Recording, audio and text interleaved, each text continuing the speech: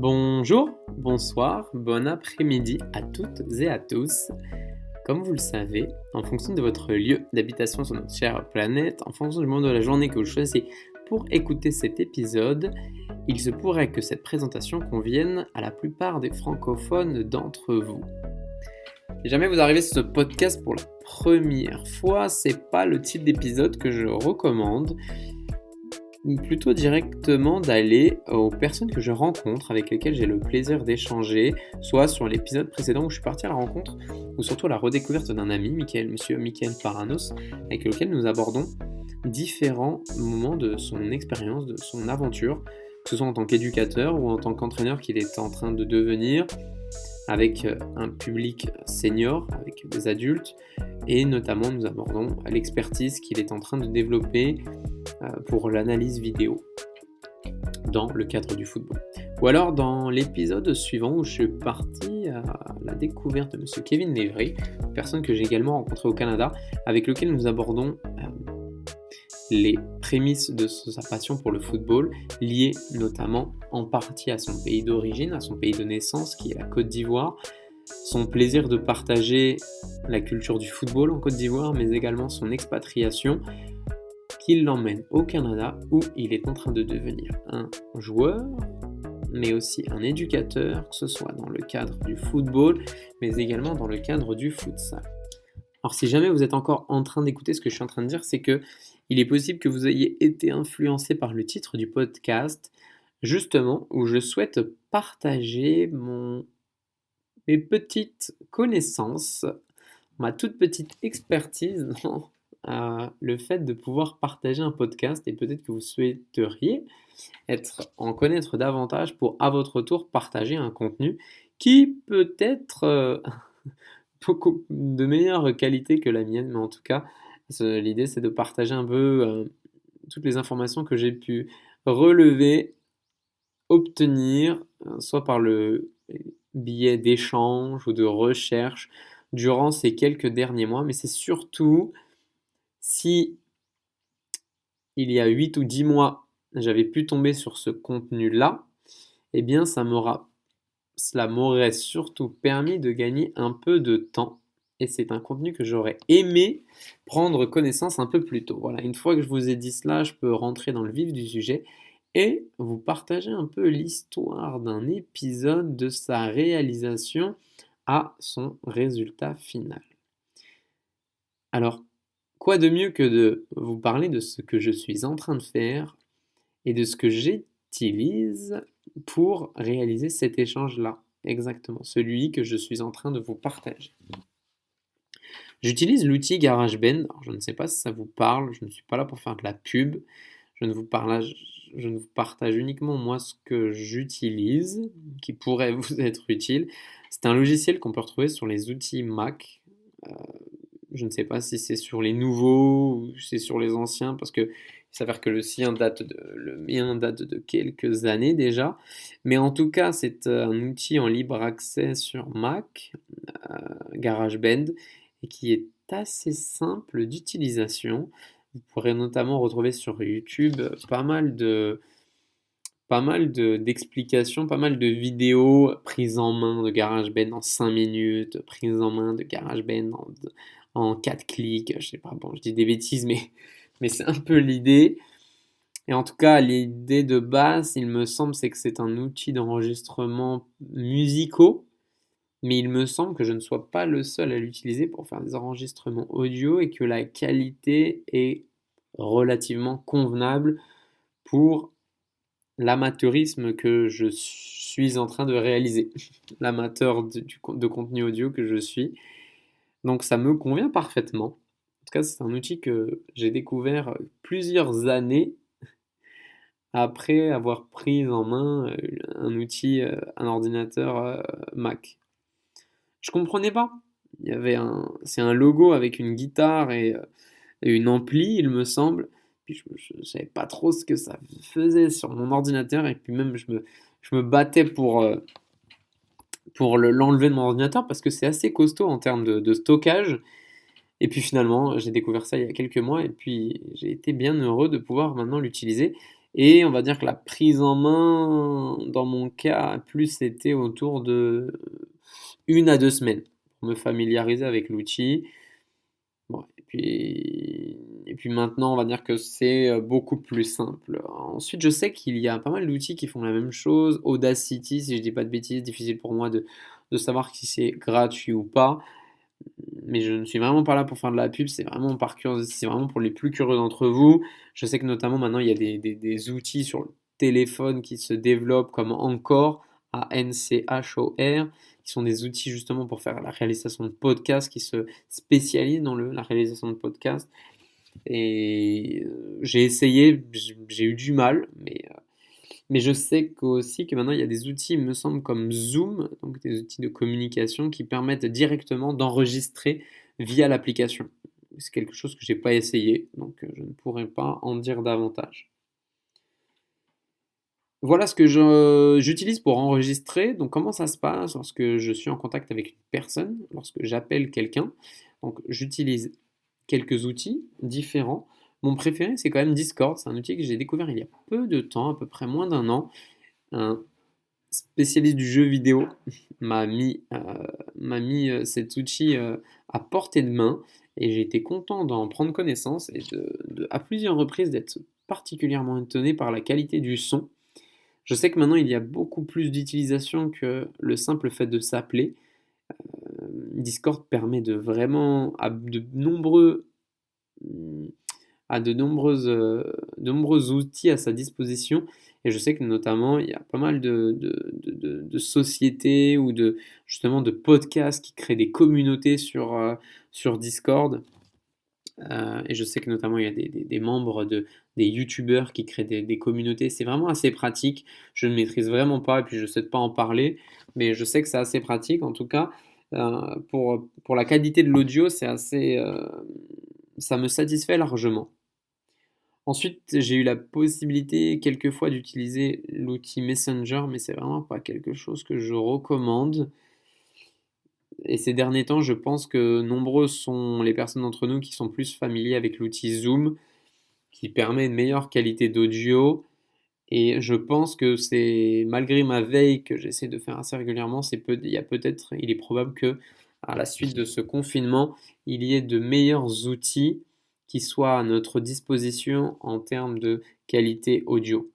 Parce que c'est vrai que dans mon cas, en étant en Asie, des fois je suis amené à échanger avec des personnes qui sont en Amérique du Nord ou alors en Europe, et peut-être que parfois le décalage n'est pas évident.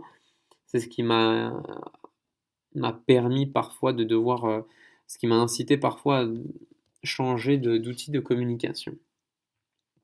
Ensuite, il y a un conseil que je peux donner à ce moment-là, que j'ai été content de découvrir il y a peu de temps, c'est j'ai créé on va dire un média de base, une base de podcast que j'appelle une piste de base. Lorsque j'appelle quelqu'un, je l'utilise, elle est déjà préfaite avec plusieurs playlists de faits, vous savez, avec une playlist qui permet de mettre le jingle, une playlist qui permet de mettre l'introduction, une playlist qui permet voilà, plusieurs pistes, je pense que ça s'appelle comme ça, mais j'ai peur de dire des bêtises. Et mon conseil, c'est surtout celui-ci, c'est surtout d'enregistrer cette piste de base sur un disque dur externe et en fait d'enregistrer l'échange. C'est-à-dire que lorsque j'appelle quelqu'un, je lance l'enregistrement et en fait cet enregistrement s'enregistre immédiatement sur un disque dur, sur le disque dur. Un disque dur de qualité. C'est vraiment quelque chose que je recommande pour que il n'y ait pas de problème pour la qualité de l'enregistrement. Et donc là, bon, j'ai investi dans un disque dur coréen, Samsung, pour l'anecdote. Bon, c'est surtout pour le souvenir, je pense aussi. Ensuite,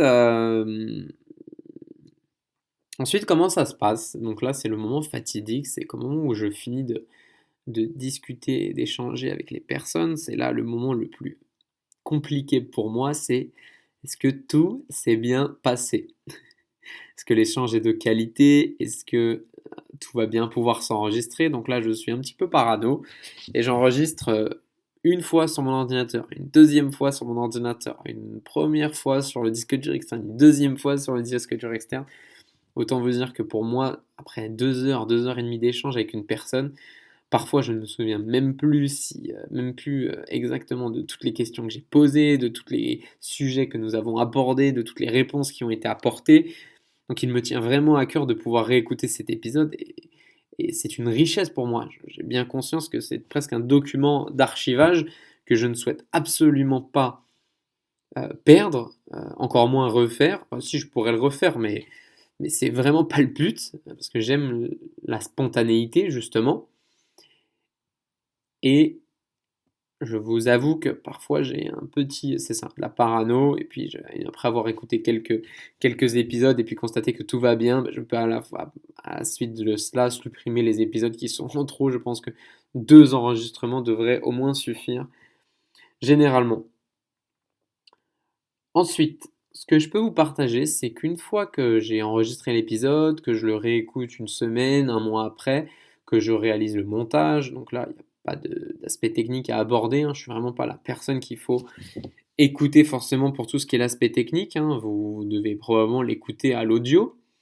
Néanmoins, la manière dont je fonctionne, et là j'ai été très heureux de découvrir ces petits outils en posant quelques questions, en faisant pas mal de recherches. C'est quand même du temps.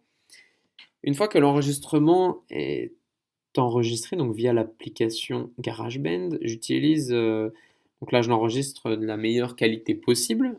Ils disent iTunes Plus, mais je ne sais pas trop pourquoi, mais en tout cas, c'est la qualité de l'enregistrement. J'enregistre, on va dire que je stocke l'audio définitif sur archive.org. Donc là, c'est un site que je ne connaissais pas, que je suis bien heureux de connaître. C'est un site de stockage gratuit, en tout cas pour l'instant, avec une base presque infinie de documents, j'ai l'impression. Que ce soit des formats écrits, que ce soit des formats audio, que ce soit des films, que ce soit des documents d'archives. J'ai essayé de chercher, mais il y a énormément de choses. Mais ce qui est sûr, c'est que c'est gratuit de créer un compte et de stocker des enregistrements audio. Donc ça, c'est assez pratique. Et ensuite, pour partager ce que vous êtes en train d'écouter, comment on y arrive, j'utilise l'application PodCloud. Alors là, c'est une agréable surprise pour moi. Ils disent fait par les podcasteurs pour les podcasteurs. En tout cas, ce qui est sûr, c'est que je sens beaucoup de passion avec les quelques échanges que j'ai pu avoir. La plupart du temps, lorsque j'ai eu quelques soucis via l'application, j'ai une réponse en moins d'1 heure. J'ai même eu des réponses le week-end. Alors ça, j'étais étonné. Encore une fois, je ne veux pas faire de publicité, mais je vous partage vraiment juste mon expérience. C'est gratuit dans mon cas. C'est-à-dire que j'utilise le stockage sur archive.org, puis pour utiliser PodCloud, c'est gratuit. Et bien, la création d'un podcast, ça n'a pas été compliqué via PodCloud. Et en fait, il suffit juste, une fois que je crée l'épisode dans l'application PodCloud, avec le compte de Football à Goji, que je rajoute un nouvel épisode.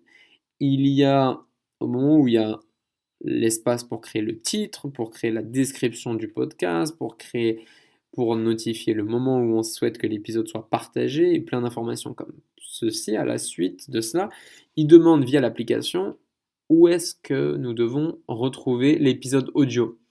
Et là, il y a juste à faire via archive.org, copier-coller pour récupérer l'enregistrement sous différents formats. Sur archive.org, il s'enregistre sous une douzaine de formats. Évidemment, je ne les connais pas, dont MP3, dont MP4. Et donc là, il y a juste à faire un copier-coller du bon format que nous souhaitons et de le mettre sur PodCloud. Et une fois que nous avons fait ça, via l'application PodCloud, avec les accords que PodCloud nous permet, eh bien, PodCloud partage automatiquement via de nombreuses plateformes, si c'est pas magique, comme Google Podcast, comme iTunes, comme Apple Podcast, comme Castbox, comme Podcast Tracker, etc., etc. Et tout se fait de manière automatique. Donc ça, pour le coup, j'étais agréablement surpris, une nouvelle fois. Et le bon côté de ça, ah oui, peut-être la bonne astuce à connaître, c'est qu'au début, je faisais des enregistrements MP4, mais le problème, c'est que ça partageait pas sur Deezer. Deezer, a priori, n'accepte que les formats MP3. Donc maintenant, je ne partage que des formats MP3. Je sais pas trop si la qualité d'audio s'est détériorée, mais en tout cas, c'est ce que le parti pris. Et je sais que les premiers épisodes n'apparaissent justement pas sur Deezer parce que c'est des enregistrements MP4 et je n'ai pas encore pris le parti de faire un comeback pour changer justement les enregistrements MP3 pour des enregistrements MP4. Mais ça prend quand même énormément de temps. Eh bien, je pense que j'ai partagé l'essentiel. C'est quand même 15 minutes, mais en tout cas, j'espère que j'ai fait court et que j'ai partagé le plus important. Et le... Ah oui, et peut-être la cerise sur le gâteau via l'outil de podcast qui est PodCloud, c'est qu'ils ont ajouté il y a moins d'un mois un outil via un partenariat avec YouPod qui permet, une fois que nous avons enregistré l'épisode sur PodCloud, de générer des petits extraits. Alors, même pas. Il permet de générer des extraits qui permettent de faire un peu de promotion, vous savez, sur des outils comme YouTube, comme Instagram, comme Twitter. Mais également, ils permettent d'extraire directement l'enregistrement audio dans sa totalité, en très peu de temps, pour le partager dans son intégralité. Notamment, par exemple, sur des plateformes comme Facebook ou YouTube.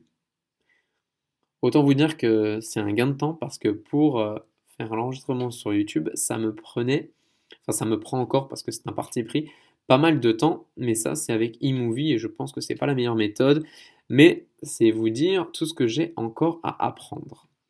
Mais si jamais, à la suite de cet épisode, j'ai dit des bêtises, vous avez des connaissances qui peuvent m'être utiles, vous avez des questions, vous avez des outils qui peuvent me permettre de gagner du temps ou de l'argent, ou vous avez des compétences pour permettre d'augmenter la qualité de ce contenu, toutes les remarques et tous les conseils sont évidemment les bienvenus. Pour cela, footballagogie@gmail.com et pour moi le plaisir d'échanger avec les personnes qui le souhaiteront. Après vous avoir dit cela, je peux vous orienter, vous conseiller de ne pas hésiter à écouter, comme je l'ai mentionné en introduction, mon épisode suivant, ou surtout notre épisode avec Kevin Lévry, où nous parlons passionnément de football, que ce soit en Côte d'Ivoire, que ce soit au Canada, que ce soit sous la forme de joueurs, mais surtout d'entraîneurs, d'éducateurs, le plaisir de partager sa passion à travers le voyage et le football. Merci de m'avoir écouté et je vous souhaite évidemment une fois de plus de prendre soin de vous. À très bientôt.